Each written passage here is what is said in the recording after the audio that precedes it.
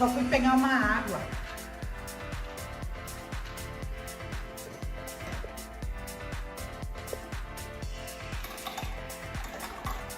A aguinha aromatizada.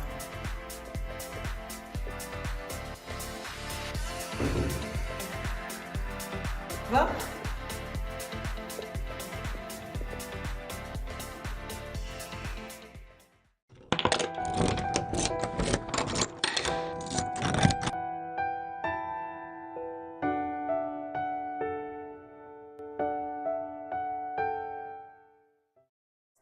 Qual é o segredo da plenitude do feminino? É sobre isso que nós vamos conversar aqui, tá? Muito bem. Como é que eu vou trabalhar aqui com você? De acordo com as técnicas que nós usamos para acessar esse conteúdo profundo do seu inconsciente. Mas para que você possa se entregar para esse processo, eu quero te contar assim bem rapidamente como é que eu desenvolvi essa habilidade, tá? Obviamente da maneira mais clássica possível, tendo uma história de vida difícil. Tive uma mãe com traços narcisistas bem acentuados, um pai alcoólatra que eu não convivi, então isso você já pode imaginar que fez de mim aquela mulher guerreira, batalhadora, que busca respostas, que mergulha na própria cura. Comecei a fazer terapia com 11 anos de idade, depois fui estudar todas as terapias que você possa imaginar, comecei como a grande maioria, né? Em caminhos esotéricos, me tornei terapeuta floral, fui estudar tarô, fui estudar astrologia, fui estudar todas as coisas do feminino, fui estudar xamanismo, fui trabalhar com o feminino, né? Por essa perspectiva das ervas, das danças, dessa guerreira, né? Dessa mulher selvagem. E mais ou menos ali, quando eu já tinha uns 8 anos de trabalho com esse, eu desenvolvi um workshop que chamava Útero. E aí ele tinha fase 1, fase 2 e fase 3. E eu viajava o Brasil fazendo esse workshop. Eu comecei a trabalhar com isso quando eu tinha 22 anos. Então faz um tempinho aí, tá? E aí, só que chegou um belo dia, eu olhei e falei, olha, é legal, a gente tem sim ganhos, claro que tem, né? É muito legal trabalhar com essa coisa do feminino, né? Por essa perspectiva, mas no profundo, eu olhava para os meus relacionamentos afetivos e não tinha o resultado que eu gostaria. Quando eu ficava sozinha, assim, eu sabia que aquelas dores profundas, elas estavam lá. A faculdade de psicologia começou a me convidar para um amadurecimento que eu confesso que inicialmente eu resisti, porque eu era muito dada a esse pensamento mágico, sabe? Eu era muito atraída por essa ideia de um poder do feminino, então para mim foi difícil viver essa quebra de paradigma, mas eu fui amadurecendo e fui conhecendo o psiquismo de uma mulher. E aí fui revendo tudo aquilo que eu acreditava, fui revendo a maneira como eu trabalhava e fui desenvolvendo na prática de consultório, que eu tenho quase 30 anos dessa prática, eu fui desenvolvendo uma outra perspectiva de trabalho. Por que eu estou te dizendo isso? Para dizer para você que o que a gente vai trabalhar aqui é profundo, sabe? Tem embasamento, é utilizado por muitas mulheres que trabalham com mulheres, e isso eu estou te falando para que você se deixe ser conduzida nessa imersão. A minha ideia é que você tenha um ganho real, que você contate mesmo o segredo que a gente vai trabalhar aqui, tá? Mas para isso você precisa se deixar ser conduzida, e é por isso que eu te dei esse breve panorama da minha história profissional, para que você tenha um argumento para se deixar levar, né? Se deixar conduzir nesse processo dessa imersão, tá? Agora a gente vai falar por que eu escolhi esse tema, o segredo da plenitude do feminino. Porque eu imagino que se você se atraiu por esse tema, se atraiu por esse convite, você, como eu, procura há bastante tempo uma resposta. Já deve conhecer muitos caminhos, já deve ter experimentado diferentes patamares de cura, porque a gente vai vivendo o processo, vai vivendo o autoconhecimento, vai fazendo terapia e vai vivendo curas. Mas, ao mesmo tempo, falta algo. E aí, essa falta de algo é que fez você vir aqui perguntar, mas será que existe um segredo? Né? Então, por conta disso que eu escolhi e quero te dizer, sim, existe um segredo. E eu vou te revelar esse segredo hoje. Então, te prepara. Nessa imersão, você vai sair daqui em contato com o segredo. Muito bem. O que é esse feminino que a gente está falando aqui, né? O que significa, por exemplo, estar com esse feminino ferido? Antes de eu te dar uma definição aqui, olha, o feminino, por exemplo, o feminino é dentro, o feminino é o inconsciente, o feminino é o subjetivo, o feminino é todo esse mundo interno, o feminino é esse lugar de gerar, é o lugar dos sonhos, é o lugar das conexões. Antes de eu te dar todo esse panorama aqui que eu já acabei falando, eu quero te dar alguns exemplos para que você possa identificar quando esse feminino está ferido. Porque o que impede uma mulher de acessar a plenitude desse feminino? Ele estar ferido. E por estar ferido, a gente prefere não entrar em contato com ele. Então, se eu não entro em contato com esse feminino, como eu vou desenvolver a plenitude dele? Fica mais difícil, né? E o que faz com que esse feminino fique ferido? Como é que eu sei, por exemplo, se o meu feminino está ferido? Se eu sou uma mulher com um feminino ferido? Então, eu vou te dar algumas características aqui para ver se você se identifica com alguma, tá? Uma mulher que está com esse feminino ferido ela convive com um medo constante de ser abandonada, de ser traída, de ser julgada, de ser rejeitada. Ela tem dificuldade em estabelecer um relacionamento afetivo, tem dificuldade de constituir uma família e vive tomada por essa frustração. Ela tem dificuldade de confiar em alguém, não consegue, sabe, confiar em ninguém e se sente muito só por isso. Ela tem dificuldade também de se conectar com as pessoas que ela ama e sente muita tristeza por isso. Às vezes ela está num relacionamento, às vezes ela está num casamento de muitos anos, mas só no íntimo é que ela sabe que no fundo ela não se conecta, no fundo ela não confia, no fundo ela não se entrega. Ela sente muita raiva, como se fosse um vulcão assim que está prestes a entrar em erupção o tempo todo, ou de repente, do nada, vem aquela raiva que ela fala, aquilo parece maior que eu. Ela parece que está o tempo todo num conflito interno, e quando ela não está nesse conflito interno, ela está num conflito externo com alguém, com a mãe, com o chefe, com o marido, com os filhos, com os irmãos, com os amigos, com as amigas. Ela tem uma dificuldade muito grande de se relacionar com as mulheres, de se relacionar com a mãe. Ou ela tem inveja, ou ela acredita que todas as mulheres têm inveja dela. Esse é um sinal de que ela não lida bem com o feminino, que ela não transita bem nesse universo do feminino. Ela não consegue confiar nos homens e não sabe se deveria fazer isso. Ela acha que não, confiar num homem. Você tem certeza que vocês estão fazendo essa proposta? Ela sempre espera um reconhecimento externo e quando isso não acontece, ela se sente profundamente desvalorizada. Ela pode estar exausta, mas se ela tem a perspectiva de ter um reconhecimento externo, ela vai colocar todas as fichas dela nessa coisa que ela estiver fazendo em nome de ter esse reconhecimento. Ela tem dificuldade de ter prazer sexual e não conta isso para ninguém. Ela pode ser uma mulher que fala, não, porque eu tenho uma vida assim, uma vida assado, mas lá no profundo ela tem dificuldade de se entregar, ela tem dificuldade de viver isso no feminino, às vezes só vive nesse ativismo masculino.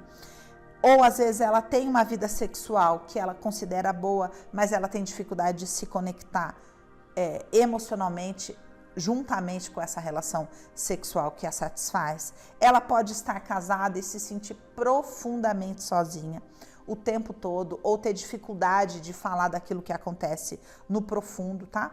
Então, o que eu quero que você veja em todas essas coisas que eu coloquei? Você vai se identificar com todas? Não, eu imagino que não.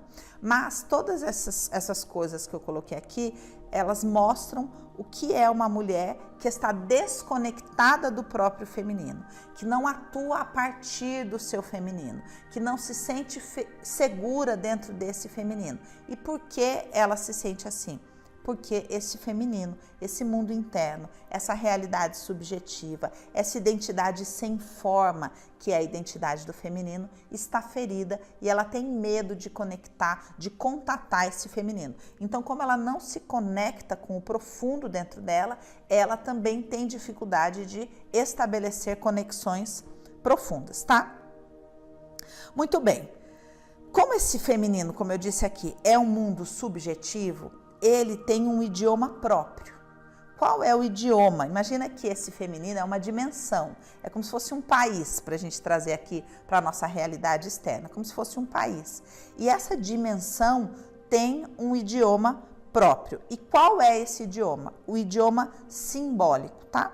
E eu vou te conduzir aqui nessa imersão em uma caminhada nessa floresta do inconsciente, como se fosse um país que você não fala a língua, então você precisa de um intérprete, e você vai voltar dessa floresta com uma cesta cheia de flores e frutos desse universo, tá? Como se fosse uma incursão maravilhosa, e você volta dessa incursão com um conteúdo maravilhoso para você trabalhar a respeito de você mesma. Para acessar esse feminino, nós precisamos aprender a falar o idioma dele, tá? Então, eu vou conduzir você nessa imersão como se fosse uma pesca no lago do seu inconsciente, para que você possa voltar com conteúdos que estavam lá imersos. Então, a gente vai pescar no seu inconsciente.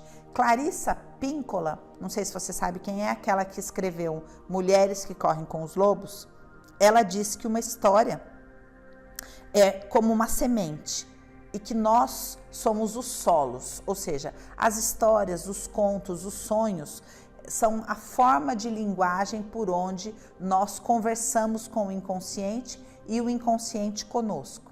Então, o inconsciente conversa conosco nos enviando uma carta através de um sonho, que fala esse idioma simbólico. E nós conversamos com o inconsciente acessando conteúdos a partir de contos, a partir de mitos, a partir de histórias, a partir das contadoras de histórias que falam essa linguagem do seu inconsciente. A mente fica aqui assim, mas por quê? Não entendi, o que quer dizer isso? Ou às vezes fica meio chocada com o conteúdo do conto, mas na verdade a gente está conversando com esse idioma do seu inconsciente, tá? E é isso que eu vou conversar com você aqui. Eu vou te conduzir dentro desse processo utilizando dessa linguagem, através de um conto que contém essa linguagem simbólica que vai servir como uma isca para os conteúdos do seu inconsciente. Na verdade, não é exatamente uma isca, é um imã.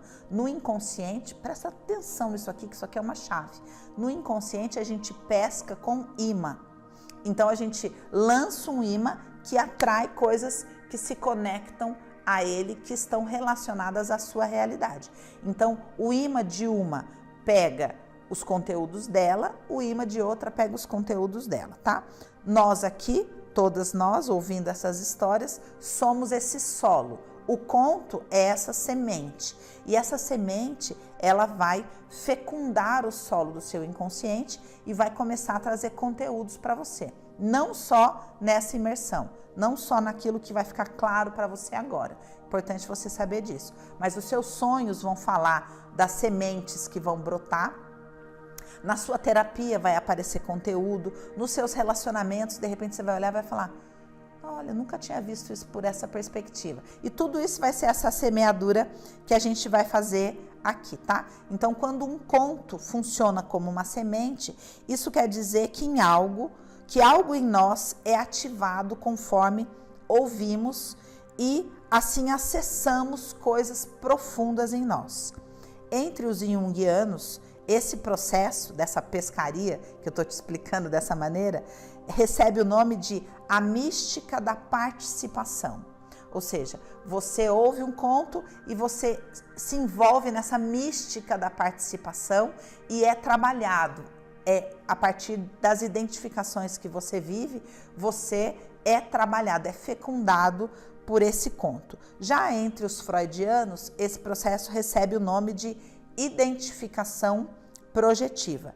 É uma técnica que permite que a consciência se distancie por um momento do ego e se funda a uma outra realidade, a um outro estado de consciência, chamada de segunda atenção. Nesse estado alterado de consciência que você vai me ouvindo aqui e vai fazendo conexões, você vai conectar os conteúdos do conto com a sua psique profunda, tá?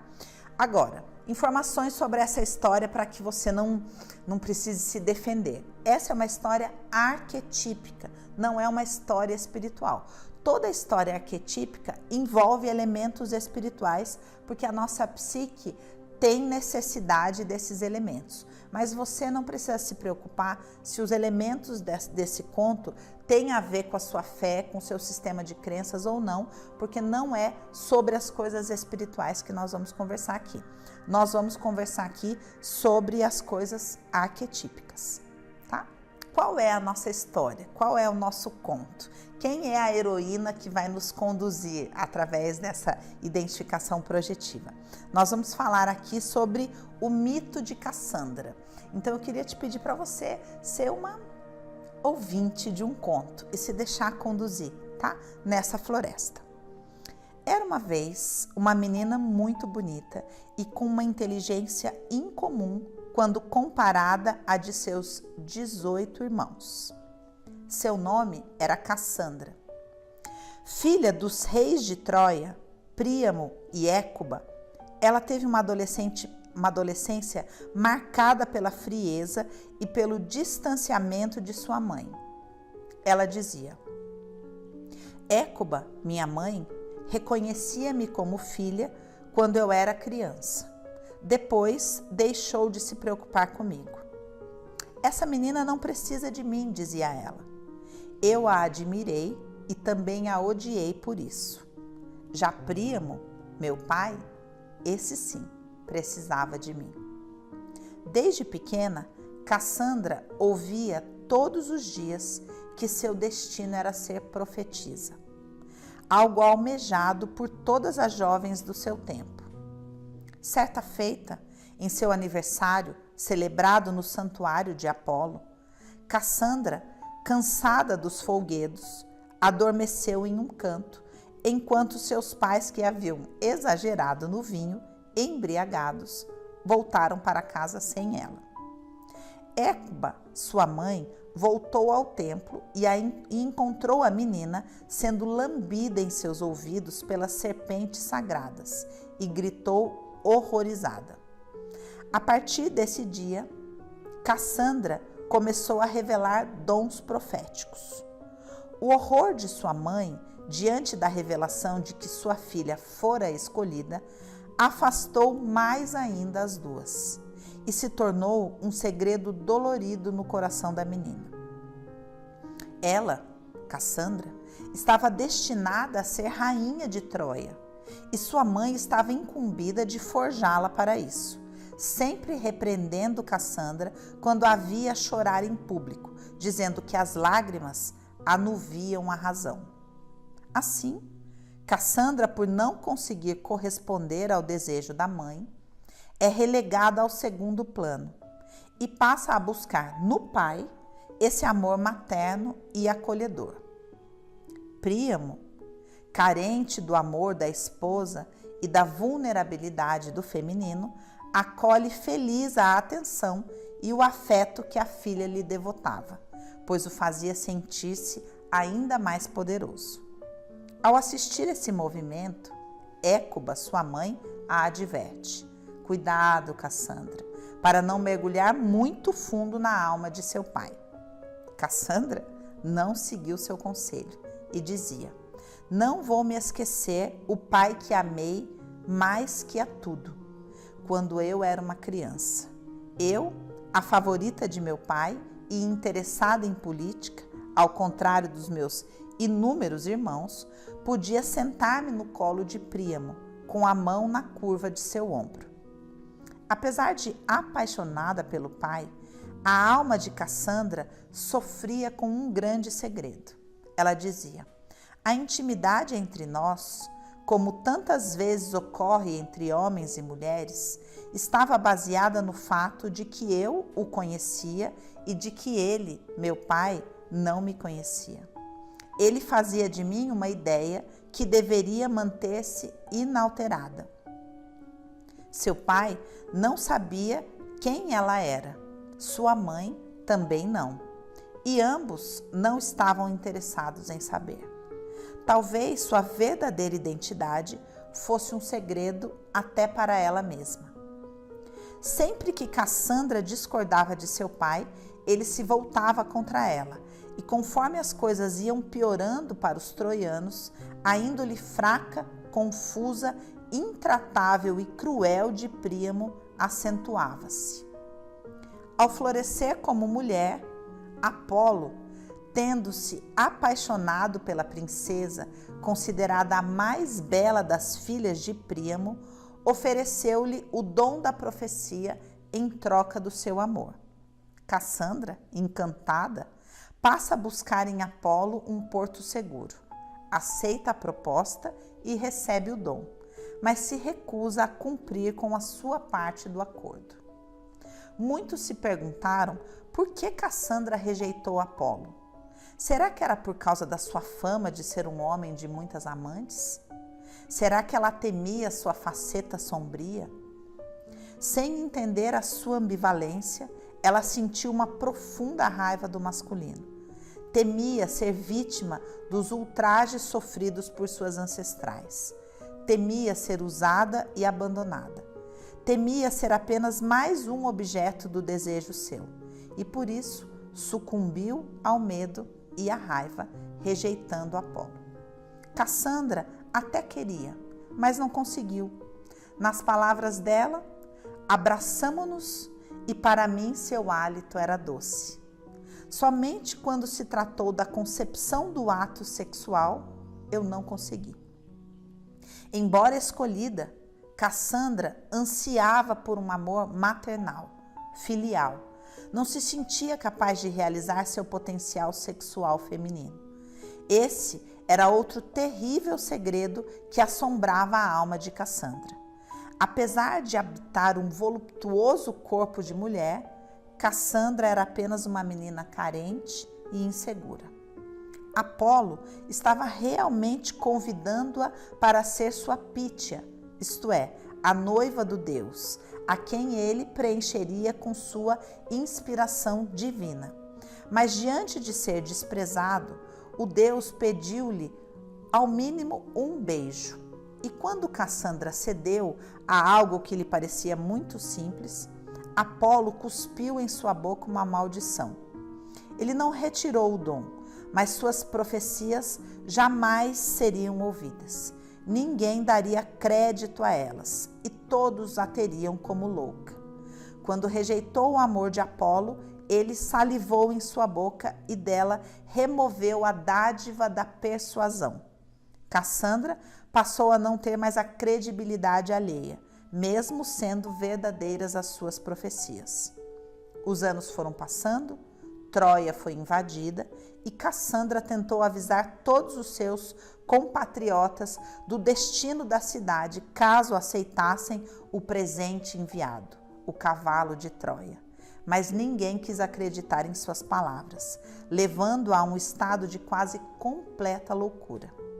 Ao saber de suas profecias, seu pai, Príamo, mandou aprisioná-la na cidadela, com ordem de que a carcereira o mantivesse informado de suas profecias.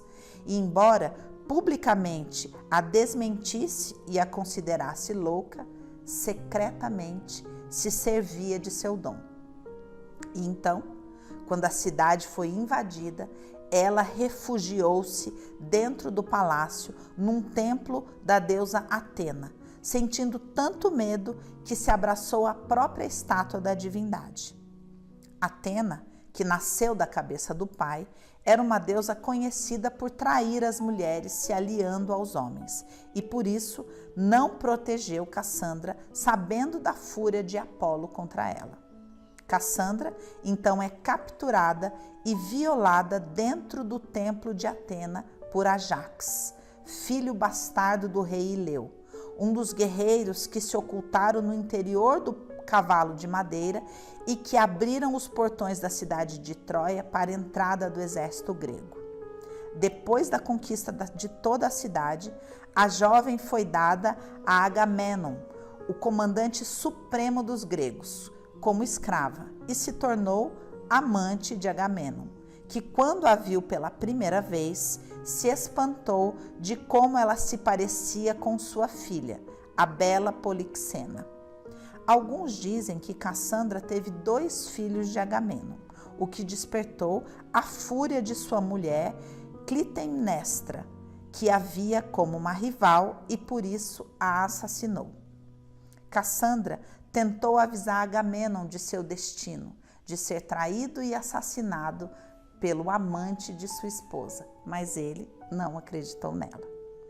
Assim, termina a história de uma mulher que tinha o destino de ser rainha da poderosa cidade de Troia e esposa do deus Apolo, e que definhou com sua alma soterrada de segredos, assim como muitas mulheres que permanecem atadas em seus túmulos psíquicos, gotejando sua força e seu sangue pelo caminho, obscurecidas por suas feridas secretas. Você pode pensar assim: nossa, Dani, você podia ter escolhido uma história mais legal, né? Uma história com final feliz. Mas essa, na verdade, é a história do feminino ferido, é o conto do feminino ferido. E eu escolhi porque ele aborda os maiores segredos do feminino. E nós vamos conversar sobre esses segredos aqui. Geralmente, nós somos condicionadas a esperar o final feliz. Nós somos ensinadas desde criança, pelas adaptações que foram feitas nos contos de fadas, a esperar o final feliz. Mas essas histórias adaptadas pela Disney têm o objetivo de nos manter no transe, iludidas, esperando uma solução mágica e nunca acessando esse poder profundo que está lá no mais profundo da psique feminina.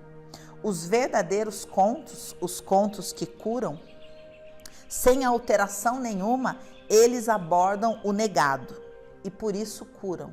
Porque como um imã, eles fazem emergir aquelas coisas profundas, aqueles segredos profundos que estão lá no profundo do lago, tá? Agora, nós vamos começar a trabalhar o que pescamos. Então, eu queria primeiro que você já escolhesse assim: qual foi a parte que mais te chamou a atenção? Qual foi a parte que mexeu com você? Qual foi a parte que você se identificou?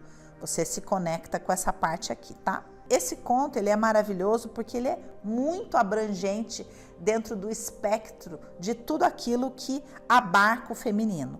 Ele toca o céu e o inferno do feminino e mapeia todo o território do feminino. Então, eu queria que você pensasse que o feminino é como se fosse esse país que tem um idioma próprio. Essa analogia que eu estou usando aqui é uma dimensão, né? É uma dimensão abstrata, mas é um território. E esse conto é sensacional porque ele mapeia todo o território. Ele aborda aspectos de todo o território e toca, como eu disse, tanto o céu quanto o inferno do feminino. O céu do feminino é o profético e o inferno do feminino é a violação, tá? Principalmente física e sexual. No meio desse espectro todo que nós temos aqui, do profético, do abuso, da traição, nós temos a relação com a mãe, a relação com o pai e a formação da identidade. Nós temos a relação com o próprio corpo, a relação com a herança das nossas ancestrais, que nós carregamos no nosso corpo e que se manifesta na nossa sexualidade. Desse emaranhado todo, a gente está mapeando aqui o território, nasce o modelo que nós reproduzimos na nossa relação com os homens. Dentro dessa reprodução vem aquilo que se manifesta na nossa maternidade. Então, eu queria que você se imaginasse olhando esse conto como se estivesse diante de um mapa, com cada um desses assuntos apontando a localização de um segredo enterrado. Cassandra guardava segredos em quase todas as regiões psíquicas. Então, eu queria que você imaginasse nesse mapa aqui, né, que a gente está criando, esses segredos marcados como um X, como se, olha, ali tem um segredo e esse segredo guarda um tesouro, tá? Esse é um conto, então, de mapeamento psíquico. Conforme você vai sendo exposta a ele, um radar da sua consciência vai apitando, sabe? Em lugares onde os segredos estão enterrados. Então, aqui a gente falou dos segredos de Cassandra, mas aonde apitou o seu sinal aí, fala dos seus segredos. qual que é a grande questão? Algumas de nós, a gente sabe o segredo ou desconfia, mas a maioria nem desconfia, porque esses segredos, eles são guardados em lugares tão profundos dentro de nós, justamente para que a gente não entre em contato com esses segredos, tá? E com o conteúdo emocional que eles contêm. Então, eles estão enterrados no nosso psiquismo. E por que nós precisamos descobrir onde estão os segredos para poder viver a cura desse feminino ferido e para poder acessar toda a plenitude desse feminino? Porque nós estamos, na verdade, aqui falando do arquétipo do segredo. Ou seja, eu estou falando de um segredo que para cada uma de nós tem uma roupagem, tem um conteúdo emocional, tem um significado. Então, qual é o nome disso que está em todas nós? Esse é o arquétipo do segredo. Cada uma de nós tem uma simbologia pessoal, um conteúdo pessoal para esse arquétipo do segredo. Esse arquétipo do segredo é lançado sobre a psique de uma mulher, ele lança, né, sobre a psique de uma mulher uma espécie de encantamento, é um torpor, é um transe. A mulher que está sob o efeito do arquétipo do segredo está meio que em transe, está num encantamento. Esse encantamento funciona como uma rede escura e essa mulher passa a acreditar que precisa guardar esse segredo com todas as suas forças. E assim ela vai comprometendo a sua força pelo caminho, conforme usa a sua força para manter o segredo escondido, o segredo soterrado, o segredo sem contato com a sua consciência, o segredo escondido, tá? O que são esses segredos? Os segredos são dores e potências, fatos e desejos ocultos, feitos da mesma matéria-prima dos contos e dos sonhos.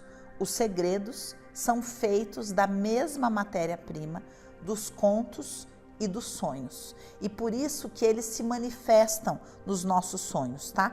Eles seguem a mesma estrutura circular e em camadas. Os sonhos, eles têm essa estrutura. Eles são estruturas circulares e em camadas. Então, às vezes, uma pessoa vai falar de um sonho e ela fala, aí eu estava numa cena assim, aí de repente mudou para um outro lugar, daí de repente eu voltei para aquele lugar. O que ela está descrevendo? Camadas. E uma coisa circular, onde ela vai acessando a profundidade daquele conteúdo, tá? Como se fossem cenas. Da mesma maneira acontece com o segredo. Às vezes a gente tem uma vaga ideia, ou às vezes a gente fala, eu sinto que tem alguma coisa, mas eu não sei se aconteceu comigo, eu não tenho lembrança, mas eu tenho o sentimento. Essa é uma referência desse segredo, tá? Então ele tem o mesmo padrão da energia psíquica, com a diferença é que nos contos, a energia psíquica, ela toma uma forma fálica, ou seja, ela toma uma forma da heroína. Por quê? Porque o objetivo nos contos é que com essa forma fálica, o conteúdo rasgue esse véu entre o consciente e o inconsciente e fecunde a consciência e rompa. Então ele precisa desse movimento para vir aqui fora na consciência e de repente você tem um insight, sabe? Agora, já a estrutura dos segredos, não. Eles têm um conteúdo trágico e, consequentemente, paralisante. Então, onde há um segredo na nossa psique, como havia na psique de Cassandra, ali existe uma coisa chamada na psicologia junguiana de zona morta, tá? Então, esse efeito paralisante, ele isola a mulher, colocando a mulher e a sua identidade em uma zona morna, morna e morta, tá? É um lugar onde essa mulher se sente num transe, se sente sem poder, como se fosse aqueles sonhos que você tenta falar e não consegue, porque você não consegue acessar a sua força, tá? Essa mulher, então, passa a se isolar daqueles que poderiam lhe oferecer proteção, apoio, auxílio, passa a se isolar dos seus dons, dos seus talentos que estão enterrados juntamente com esses segredos. E esse entorpecimento faz com que a mulher carregue sozinha a sua dor, a sua vergonha, o seu medo, às vezes fazendo isso por um clã inteiro. Quanto mais sensível, quanto mais espiritual é uma mulher, mais guardiã do segredo ancestral ela é, como uma forma de lealdade, como uma forma de honrar as suas ancestrais, como uma forma de vingar as suas ancestrais. É como se ela falasse assim: esse segredo morre em mim, essa dor morre em mim. Mas qual que é o grande problema? Toda a força que ela faz para manter esse segredo soterrado na sua psique é a força que ela precisaria para vir, para emergir, para se manifestar, para conquistar, para viver, para usufruir. Então ela troca. Ao invés de eu usar toda a força que é minha, que eu ganhei junto com a minha vida, para poder me manifestar e viver com o máximo potencial a minha vida, eu comprometo toda essa energia para manter o segredo guardado, para manter o segredo escondido, para manter essa vergonha, para manter esse medo escondido. Ele não vai mais afetar ninguém. Então, muitas vezes, essas barreiras que a mulher vai criando é que impede ela de conseguir realmente confiar numa relação, ter uma amizade verdadeira, ter um relacionamento íntimo, profundo, se manifestar sem medo, sem se tolir. Da onde vem todas essas coisas que a gente acaba trazendo como queixa da nossa dificuldade de manifestar essa identidade? Dessas camadas e mais camadas que existem na nossa psique e que tem a função de manter o segredo muito bem escondido, tá? Então, conforme essa mulher, a partir da sua força, compromete o seu amor, quanto mais amor essa mulher tem, quanto mais habilidade ela tem de amar, mais ela absorve os segredos do clã, do grupo e da raça. E mais dificuldade ela tem de viver essa habilidade de amar no mundo dos homens, dos seres humanos, com seus filhos, com a sua família.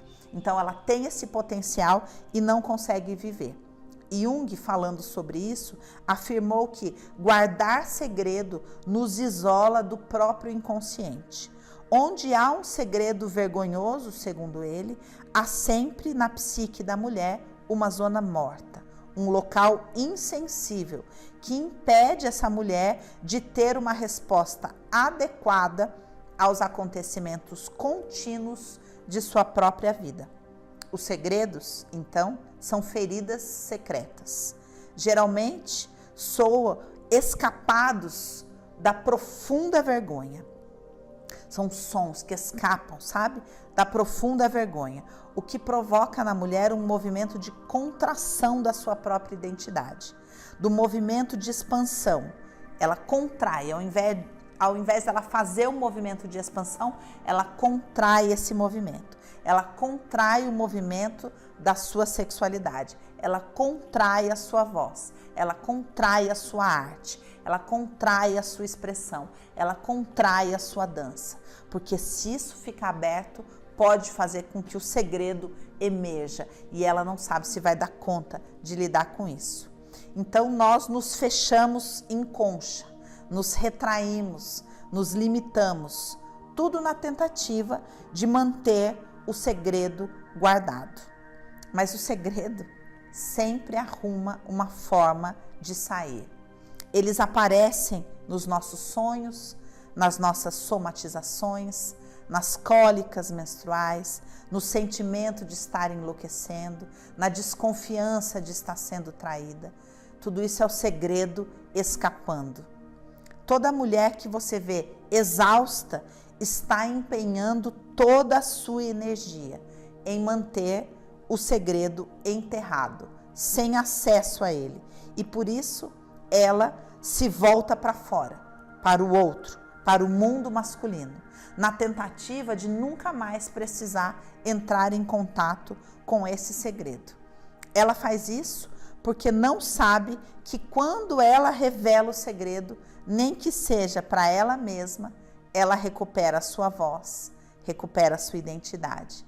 Quando ela deixa o segredo emergir, a maldição de Cassandra é quebrada.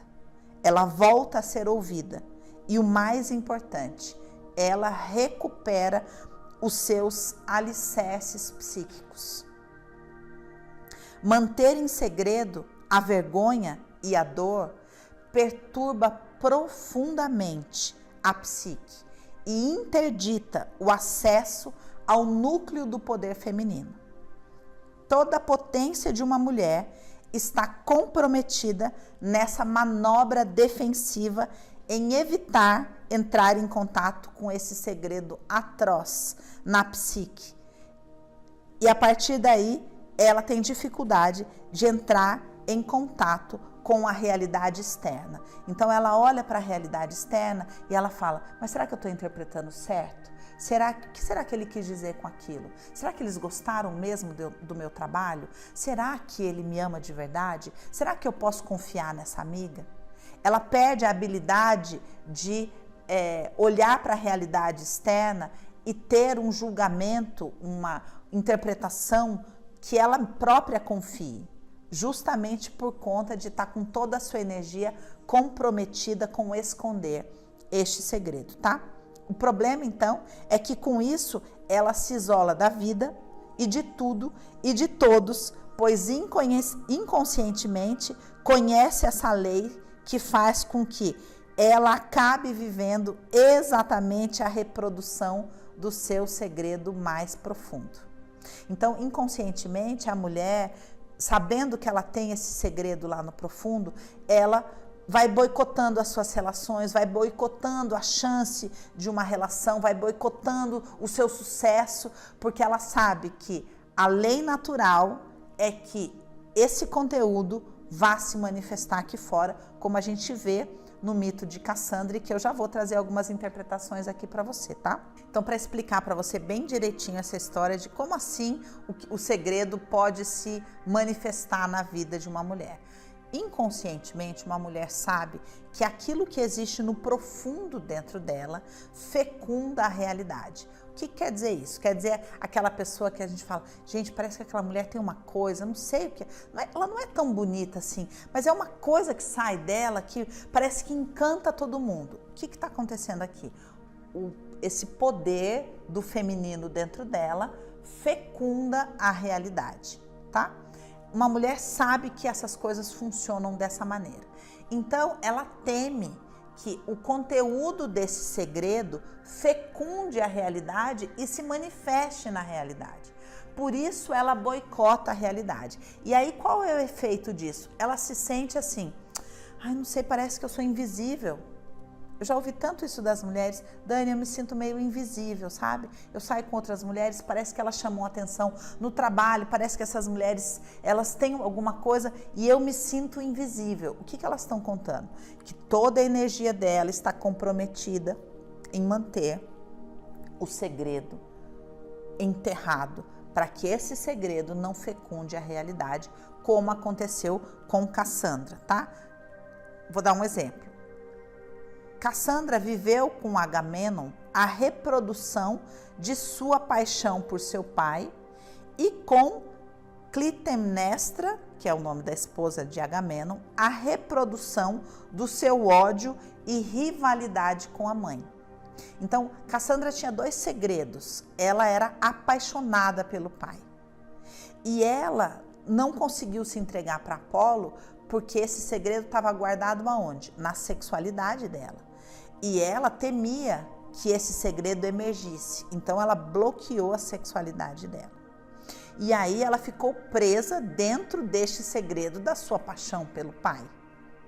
E qual era a relação com a sua mãe? Ela era rival da mãe, porque a mãe rivalizava com ela.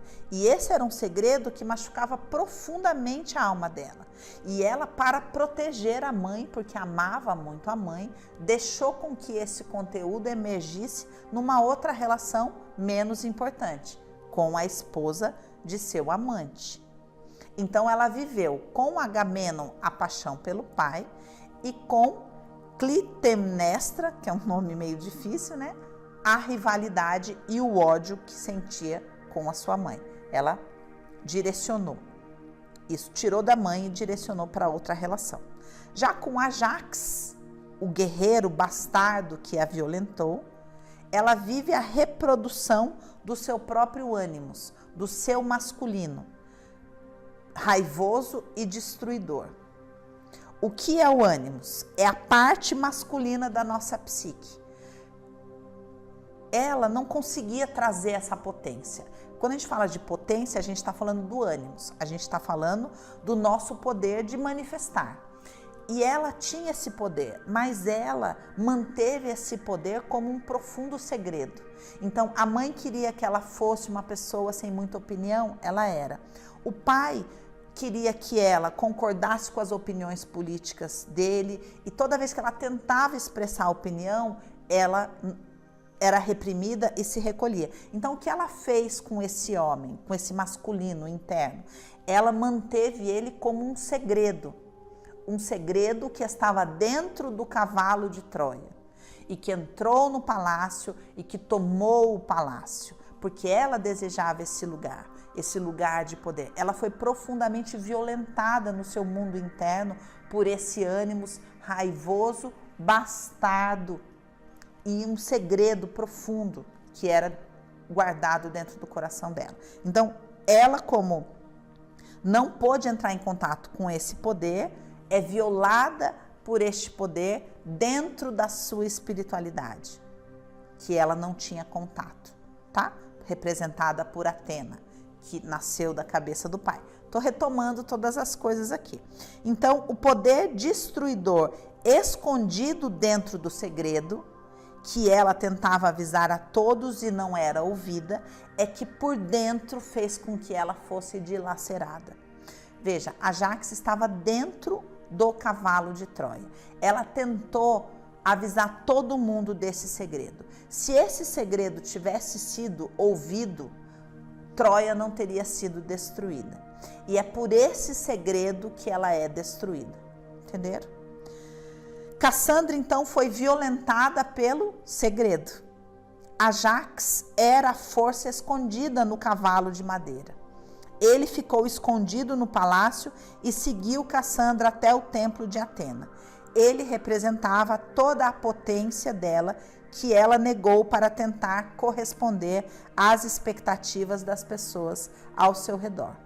O ponto de mudança estaria em ela conseguir assumir sua voz, seu destino e o seu desejo, se casando com Apolo, que seria o seu ânimos positivo, espiritual.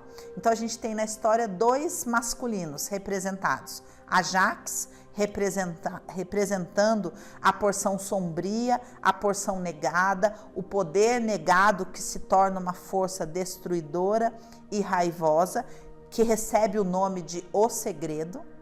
E temos Apolo, que é aquele que é espiritual, que era o que ela almejava e que a inspiraria, né? Fazendo com que ela pudesse assumir o seu desejo. Veja, a gente está falando de forças internas, tá? Psíquicas agora, interpretando o conto. Então, ela se casaria com um deus, potencializando o seu profético, que seria a sua espiritualidade, e seria a rainha de Troia.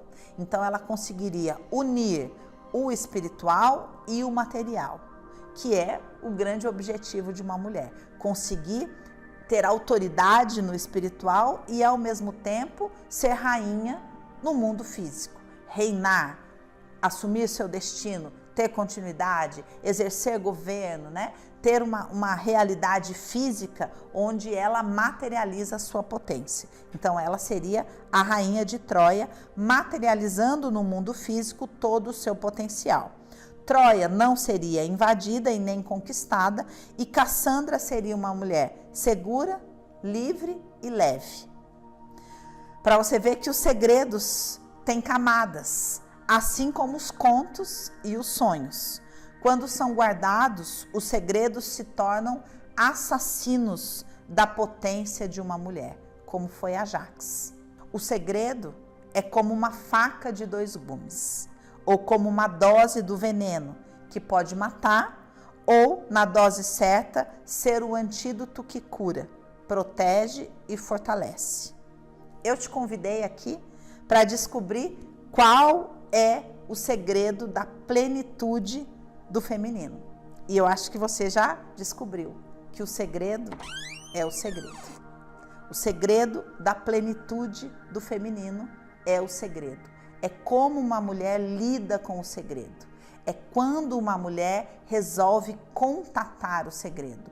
O segredo que cada uma de nós carrega nas profundezas da nossa psique, guardam a nossa maior dor e a nossa maior potência. E sem acessar o segredo, nós não temos como viver a plenitude do feminino. Por quê? A plenitude envolve a luz e a sombra. A plenitude envolve a dor e o prazer. A plenitude envolve o desejo que foi negado. A plenitude envolve as histórias sofridas. Existem muitas histórias sofridas que são segredos. Segredos que as mulheres carregam e que faz com que elas duvidem do valor da identidade delas e de suas ancestrais. O segredo revelado é o segredo que cura o feminino. Mulheres que empenham sua potência para sufocar o segredo secam por dentro, ficam paralisadas. Mas quando uma mulher se deixa tocar o segredo, as lágrimas emergem. E as lágrimas são como um rio que nos conduz em uma travessia para outra margem. Clarissa diz que o choro forma um rio ao redor do barco que carrega a vida da alma. As lágrimas erguem seu barco das pedras, soltam-no do chão seco e carregam-no para um lugar novo, para um lugar melhor. Em um lugar profundo no seu interior, você tocou o segredo. Agora, o processo é dar lugar para ele, elaborá-lo, torná-lo palavra, sentimento, identidade. Meu conselho para você: não enterre de novo o segredo. Ainda que você não tenha tido uma concepção clara, o segredo é esse aqui. Se você descobrisse assim, ele não seria o seu segredo, mas você sentiu onde ele está enterrado. Conforme a gente foi caminhando junto com Cassandra pela história dela, você foi vendo ser mapeado nesse seu território interno onde estão escondidos os segredos. Qual que é o seu trabalho agora? Trabalhar para desenterrar esses segredos, sabendo que cada um deles guarda uma porcentagem da sua potência. O processo de cura e de potencialização de um feminino curado é permanecer em contato com essa dimensão do feminino, com o idioma do feminino, que é esse simbólico. E essa é a proposta que eu quero te fazer. Voltar para o seu país mítico, para o lugar de onde se desenrola um destino individual, a partir da sua cura e da transmutação dos segredos que você carrega, para você permanecer em contato com esse lugar profundo dentro de você, para você começar a aprender a andar sozinha dentro desse país mítico, para você aprender a falar esse idioma, para você desenterrar esses segredos, para você chorar esses segredos, cantar esses segredos, dançar esses segredos, corpar esses segredos, para que esses segredos se transformem em dons, se transformem em talentos, se transformem na sua individualidade, naquilo que é único em você, para que você se aposse desses segredos e transforme esses segredos em instrumento de cura para outras mulheres. A gente vai caminhando e vai trabalhando e vai acessando camada por camada, você vai aprendendo a falar esse idioma e o seu próprio idioma. Cada uma de nós tem características próprias sobre isso, né? E conforme a gente vai acessando cada um desses segredos que a gente carrega, a gente vai se enchendo da plenitude do feminino. Eu espero que você tenha contatado coisas profundas dentro de você e que você dê um lugar de honra para esse conteúdo e emerja deste lugar mais forte, mais leve e mais feliz.